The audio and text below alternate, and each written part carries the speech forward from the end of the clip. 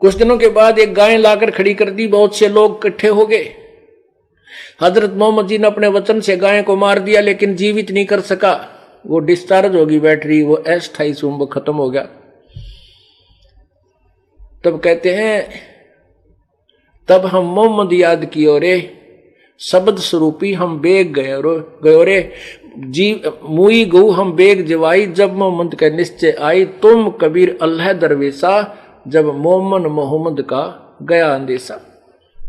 परमात्मा को याद किया, जब अपनी बेइज्जती होती देखी हजरत मोहम्मद जी ने, क्या तो बात बिगड़ गई। जब अल्लाहू अकबर, ये सबसे बड़े भगवान,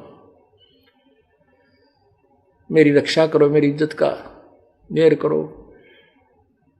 तो उसी समय परमात्मा शब्द रूप में केवल हजरत मोहम्मद को दिखाई दे रहे हैं, अन्य को नहीं। परमात्मा ने जाके एक थपकी मारी, गाय जीवित होगी।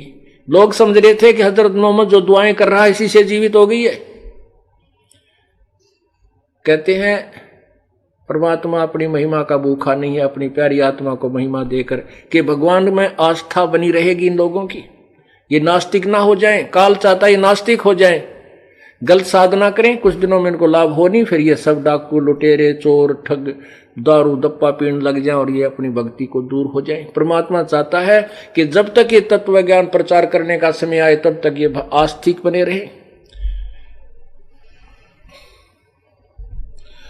अब क्या हुआ, उनके अनुयायियों ने दोनों दिन नोट कर लिए, जिस दिन बकरा मार के जीवित किया था और गाय मार के जीवित की थी।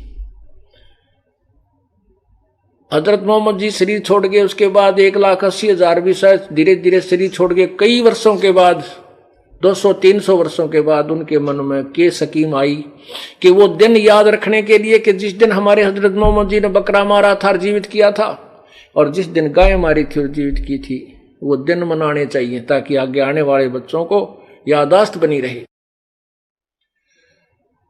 उसके लिए उन्होंने क्या कहा कि एक गाय को कलमा पढ़ देंगे और मार के जंगल में डाल देंगे, एक बकरे को जो दिन दोनों दिनों को, और हम नहीं खाएंगे क्योंकि मांस खाना पाप है।